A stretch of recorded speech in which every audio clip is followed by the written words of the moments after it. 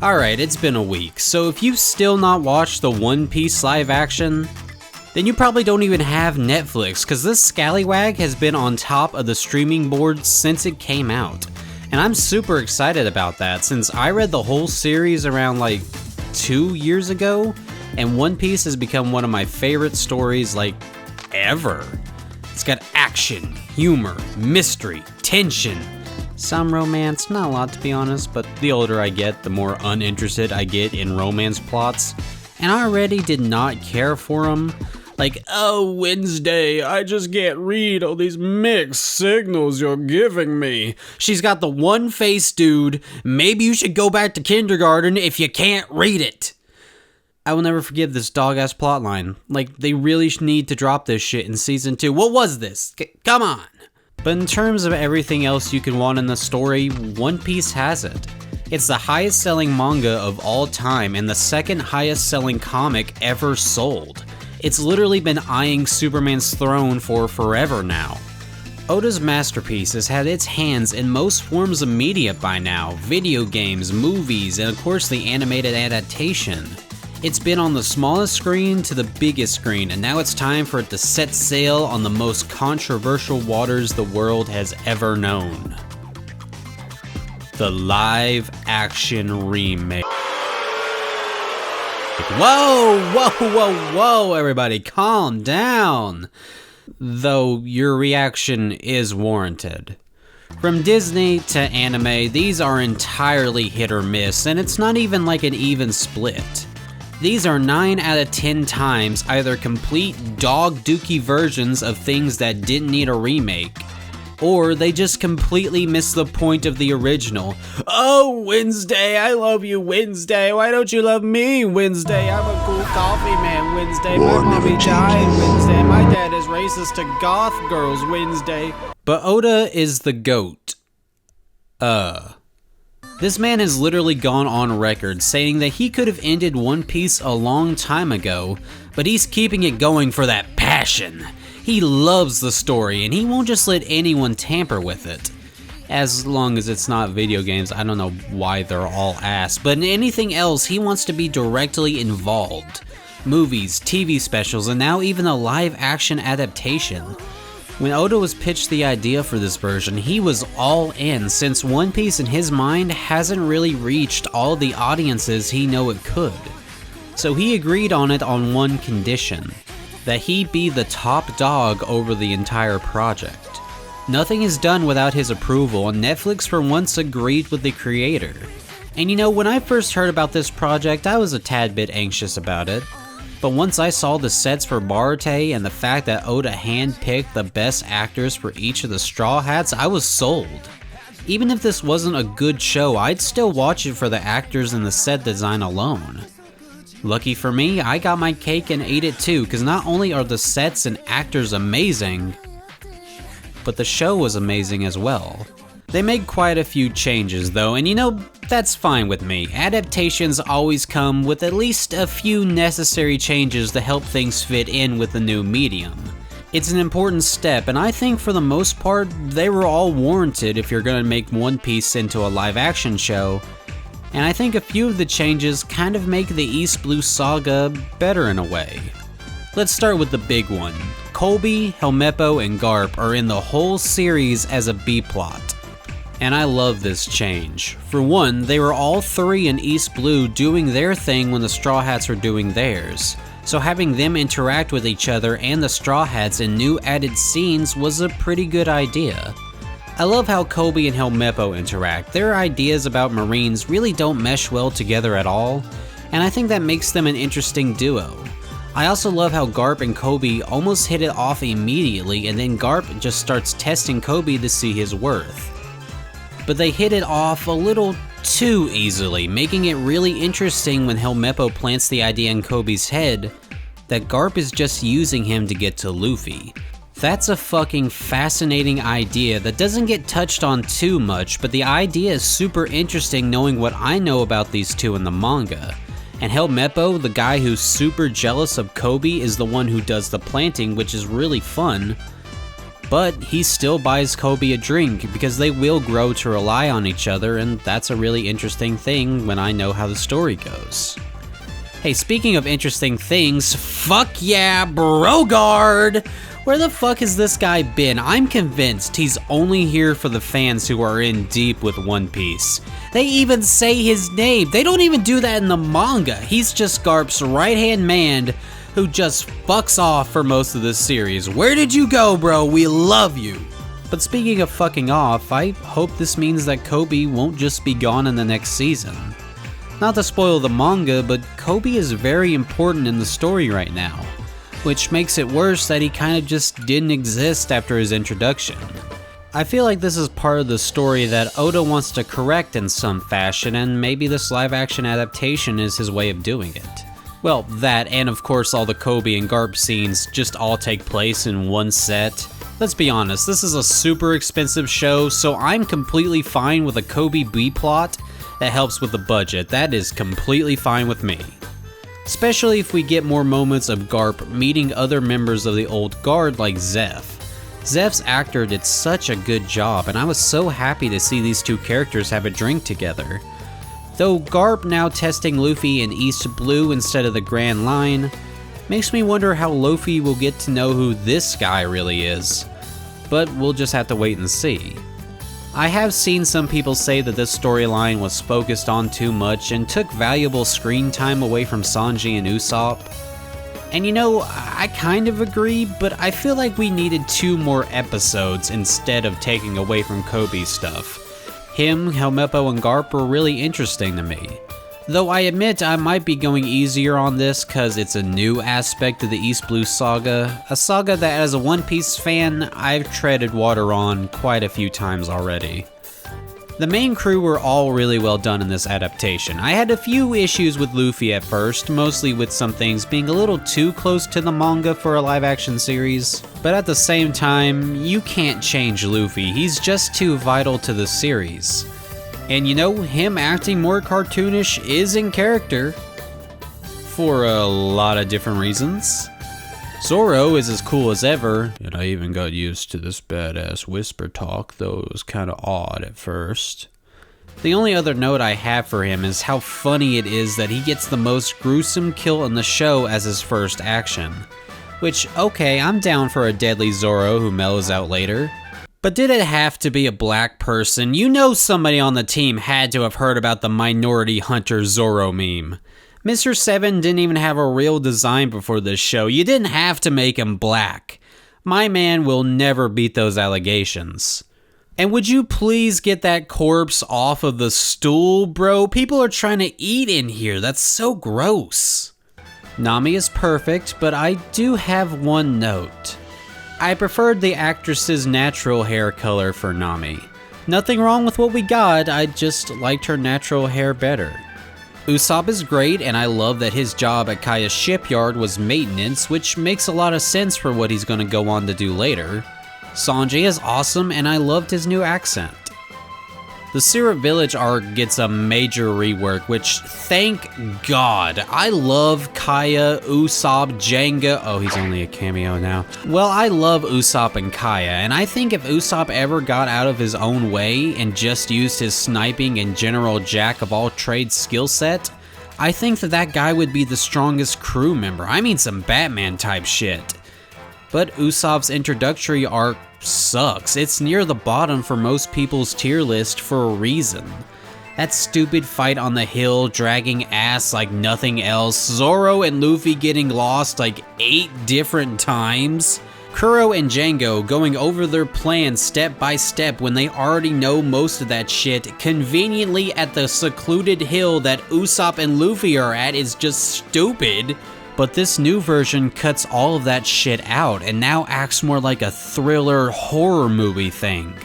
The way Kuro's dashes are portrayed are so terrifying, as they should be if you saw a person do fucking this.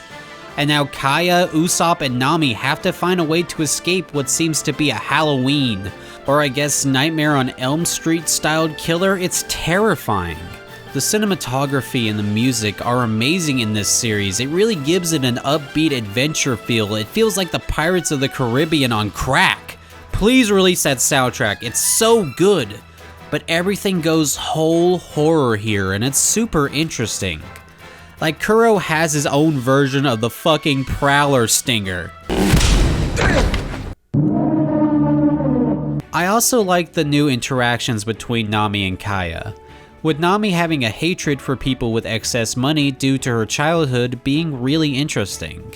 And then when Kaya catches her stealing, which leads to the two of them having a really fascinating conversation. That's really interesting if you've already read One Piece, cause then you know Nami's relationship with her mother. But she doesn't bring it up to Kaya cause she doesn't want to have something in common with her cause she's rich. That's so interesting. They become great friends shortly after, but watching Nami do things the way she does, knowing where it all goes, this adaptation knows some of its viewers know what will happen, so they're playing with that already acquired knowledge in a fun way. I love that when Usopp is doing the boy who cried wolf stick and no one believes him, Colby appears from behind him and does believe him, which in itself is a really fun twist, but it also leads to a really fun interaction between Colby and Kuro. The Marines are here, the Marines can save Kaya, but Colby doesn't have any proof about what Usopp is saying. Though he does feel like Kuro is bad, and that's just kind of interesting, and also, you know, really fits the whole horror thing, because the cops never get to save anybody in those movies. I'm just so glad that Colby's in this whole season, and I'm also really glad that they made Shim a cat girl that hisses at people. That's fucking hilarious. And Kaya's staff being Kuro's crew is a smart change since they didn't like Usopp anyway. Kinda sad that Kaya is all alone now though. Do we really have to kill Mary? I understand that this is trying to be a bit more realistic, but Kaya's all alone now and that kinda makes me sad. Especially because this new version of her is actually more compelling than the original, since she does actually act sick for more than 5 seconds. I love that we skipped the Gaimon arc in this adaptation. Not because I have anything against his character or anything, it's just I've managed to somehow never read or watch his arc due to how I switched from the anime to the manga, and I'm so happy I get to continue my own little inside joke of having no idea who this little green guy is. I did the same thing with Cursive when I switched schools between 2nd and 3rd grade, and I've never needed to know either one of these to live my life, and I find that hilarious. Then we get to Barate, and this is where I start to have a few issues. All in all, I love this adaptation of the arc, but here's where the series' 8-episode limit starts to hurt it a bit. I love that they use Don Krieg as a way to show off this version of Mihawk. I never really liked Don Krieg much anyway, so I'm pretty okay with him being cut in this version. Huh? Yeah. But this does affect Sanji and Gin's interactions, because we do get Sanji saving him, which is the most important part of the interaction, as it is what convinces Luffy that Sanji needs to be on his crew, but you do lose the part after that where Gin betrays Sanji, really putting his philosophy of feeding everyone who's hungry no matter what to the test. Because if Sanji cooks for Don Krieg, then Don Krieg feels better enough to destroy the Barate. Sanji's character doesn't get challenged, and I think his character suffers for it. And, you know, since they already made changes, why not make Gin a member of the Arlong crew? Arlong shows up on Barate, which I liked and thought was interesting, especially with his interaction with the Goldfish Man at the front. I just kind of wonder if maybe these two could have been mixed into one new version of Gin, who's like a fish man that betrays Sanji. I don't know, but I kind of wish we got something to the effect of Gin and Sanji's interactions. Zoro and Mihawk's fight was good. I got a few nitpicks, but that's all they are. Mihawk's actor was a fucking gem. I loved his performance. I kinda wish Zoro stuck up for Nami later, since she was the one who was with him the most out of the crew when he was unconscious, but I don't know, man, whatever, I guess that's not a big deal. Though I do like that it's Zeph who saves him, and with an actual technique sailors and pirates used in olden times. That was pretty cool. I did like the new Goldfish Man's character being here to show audience that not all fishmen are like Arlong, which, you know, is warranted because Hachi isn't here, and it's like, Really? You cut Hachi? He is a huge character that is key to Nami's arc with the fishmen. Like, we can't just not have Hachi. The guy's goofy, but he is vitally important to not just Nami, but Luffy's character later on. They've got to introduce him or a new version of him sometime in the new seasons, cause without him, the Sabati and Fishman Island arcs aren't going to be half as interesting without him. Not to mention, him not being there means that Sanji and Zoro have to double team the Manta Ray guy. Which is, it's fine when they're teaming up to take on all the grunts. But after Sanji got humiliated by him on Barate, I kinda wish he got to fight him one-on-one and win. I'd almost say get rid of the lip guy for Hachi, but that would take Usopp's one fight away, which we can't do, cause this is Usopp's only fight in this show. By the way, I totally thought he and Buggy were making a buggy ball during their conversation on how to beat the fishmen. That would have been awesome, but I get that this needs to be Usopp's exclusive win, so Oh, why haven't I mentioned Buggy till now? Cause you already know he's fucking awesome in this. He's all over the internet. And I love how he's used as a fucking compass. That's so funny. This whole show is hilarious, and I'm so glad. The villagers not knowing about Nami's plan does kind of bother me. No, that's a lie. It bothers me a lot.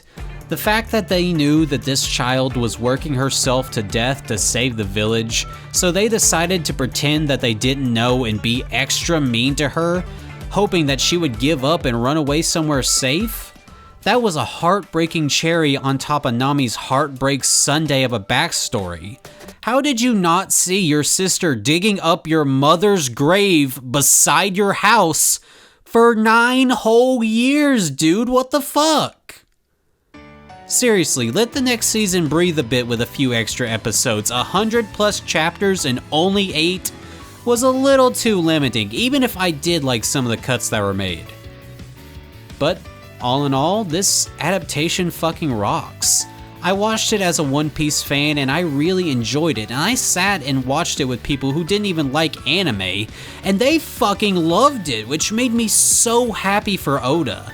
Watching people's jaws drop as they saw Luffy stretch for the first time was like magic. I'm so happy they got to start this series again with a brand new audience. And that's what this is for at the end of the day. It's a fun romp for us who have already read the story, and it's a brand new thrill ride for those who haven't. I can't wait to see what they do next. Is this the best way to experience One Piece? No! That's still the manga without a shadow of a doubt. But the live action is the perfect side piece? Fuck you, that was funny. And I'm super excited to watch 10 more seasons of this shit. I'm super down. I hope they even adapt side stuff like G8 or 3D2Y. That would be so much fun. I know people are like the actors will get older before they even get to Savati, but I don't care, let them get a bit older. There are plenty of old stories that get multiple different types of retellings, remakes, or adaptations, and if One Piece is this modern odyssey that we like to think it is, it needs to be able to be malleable to appeal to changing times and audiences.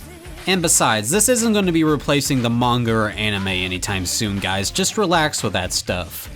The MCU didn't replace the well, they tried, granted, but no it didn't. Just have fun with this series, guys, and I'll see you all in live action Wano, baby. Let's go!